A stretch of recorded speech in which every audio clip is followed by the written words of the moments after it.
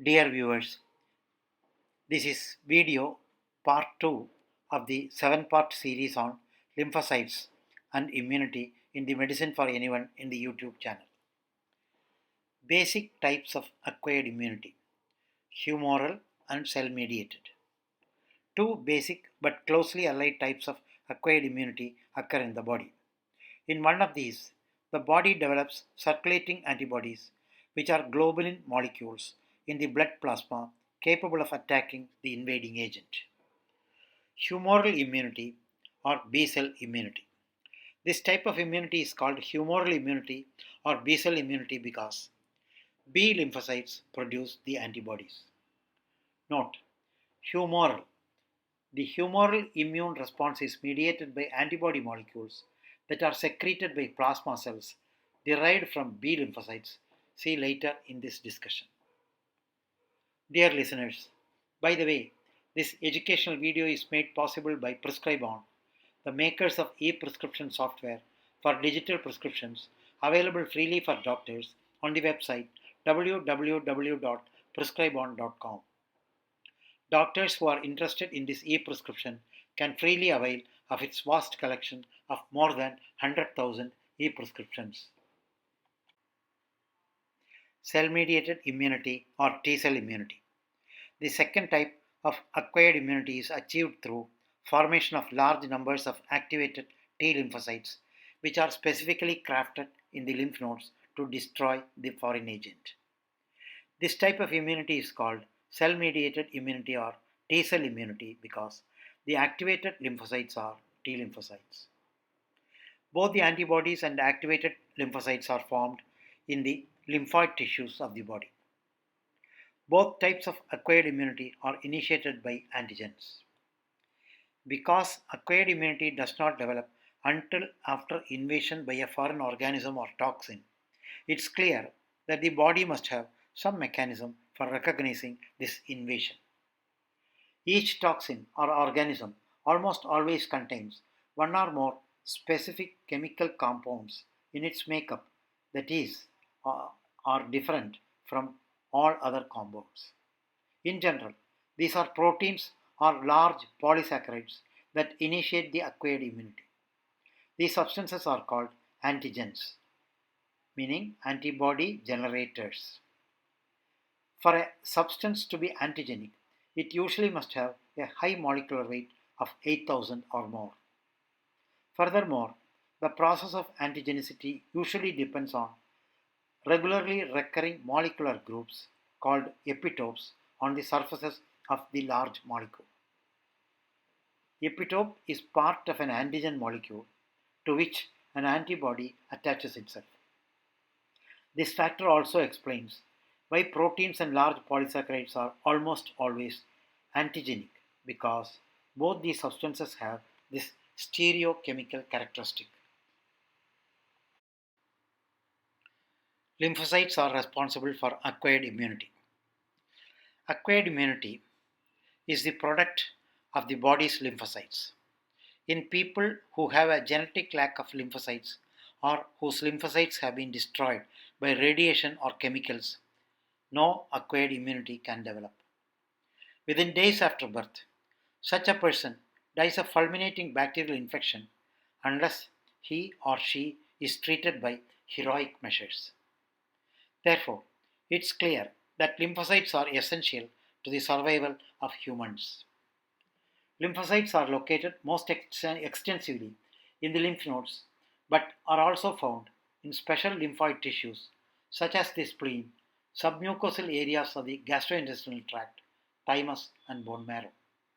The lymphoid tissue is distributed advantageously in the body to intercept invading organisms or toxins before they can spread too widely.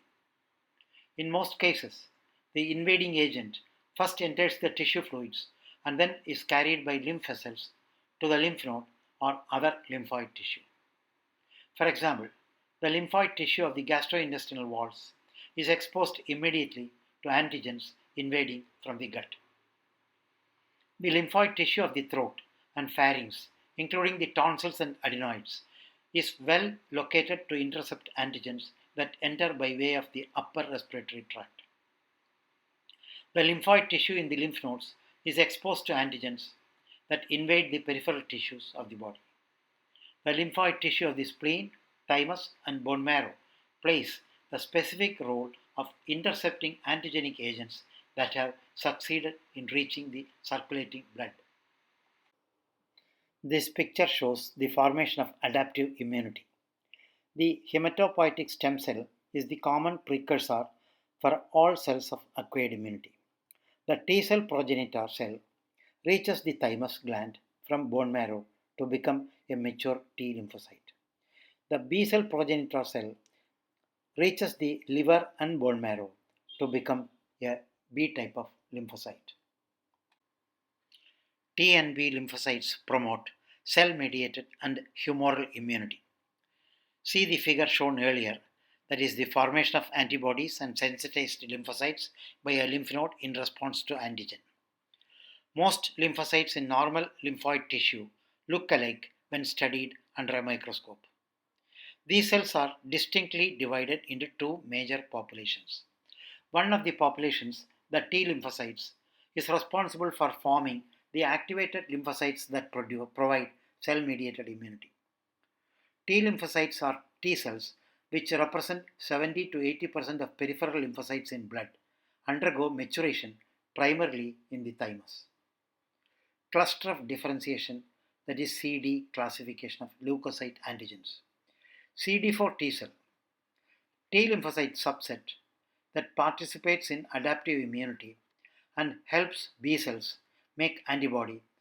This expresses CD7, CD2, CD3 and CD4. CD8 T cell, that is cytotoxic T lymphocyte subset, destroys tumor cells and cells infected with pathogens, expressing CD7, CD2, CD3 and CD8. The other population, the B lymphocytes, is responsible for forming antibodies that provide humoral immunity, expressing CD19, CD20 and CD21. Both T lymphocytes and B lymphocytes are derived originally in the embryo from multipotent hematopoietic stem cells that form common lymphoid progenitor cells. See the bottom portion of this picture. B lymphocytes or B cells, which represent 10 to 15% of peripheral lymphocytes in blood, undergo maturation in bone marrow and peripheral lymphoid tissue. When B cells interact with antigen in the presence of T cells and macrophages, B cells can transform into plasma cells, which abundantly make and secrete antibodies that are directed against specific antigens. Thus, B cells are responsible for humoral immunity. Both types of lymphocytes are derived originally in the embryo from multipotent hematopoietic stem cells that form common lymphoid progenitor cells as one of their most important offspring as they differentiate. This picture shows that both T and B cells are derived from the progenitor cells. The T cell progenitor cell reaches the thymus gland to become a mature T lymphocyte. The B cell progenitor cell matures in liver and bone marrow to become a B lymphocyte. See the figure, formation of antibodies and sensitized lymphocytes by a lymph node in response to an antigen. Almost all the lymphocytes that are formed eventually end up in the lymphoid tissue, but before doing so, they are further differentiated or pre-processed in the following ways. The lymphoid progenitor cells that are eventually destined to form activated T lymphocytes first migrate to and are pre-processed in the thymus gland. Thus, they are called T lymphocytes to designate the role of the thymus. They are responsible for cell-mediated immunity. The other population of lymphocytes, the B lymphocytes, that are destined to form antibodies, are pre-processed in the liver during mid-fetal life and in the bone marrow in late fetal life and after birth. This population of cells was first discovered in birds, which have a special pre-processing organ called the bursa of Fabricus. For this reason, these lymphocytes are called B lymphocytes to designate the role of the bursa, and they are responsible for humoral immunity. See the figure shown earlier. The above figure shows the two lymphocyte systems for formation respectively of 1. Activated T lymphocytes and 2. Antibodies. Mature B cells constitute 5 to 10% of human peripheral blood lymphocytes, 20 to 30% of lymph node cells, 50% of splenic lymphocytes, and 10% of bone marrow lymphocytes. B cells express on their surface intramembrane immunoglobulins molecules, Ig molecules, that function as BCRs, that is, B cell receptors. Unlike T cells, which recognize only processed peptide fragments of conventional antigens embedded in the notches of MHC class I and class II antigens of antigen presenting cells, B cells are capable of recognizing and proliferating to whole unprocessed native antigens via antigen binding to B cell surface immunoglobulin receptors. The primary function of B cells is to produce antibodies. B cells have also serve as APCs, that is, antigen presenting cells, and are highly efficient at antigen processing. Their antigen presenting function is enhanced by a variety of cytokines. Mature B cells are derived from bone marrow precursor cells that arise continuously throughout life. B regulatory cells, a population of suppressive B cells that aid in the inhibition of inflammation through the release of cytokines such as interleukin IL-10. Dendritic cells, myeloid and or lymphoid lineage APCs of the adaptive immune system. Immature dendritic cells, DCs, or DC precursors, are key components of the innate immune system by responding to infections with production of high levels of cytokines. DCs are key initiators both of innate immune responses via cytokine production and of adaptive immune responses via presentation of antigen to T lymphocytes.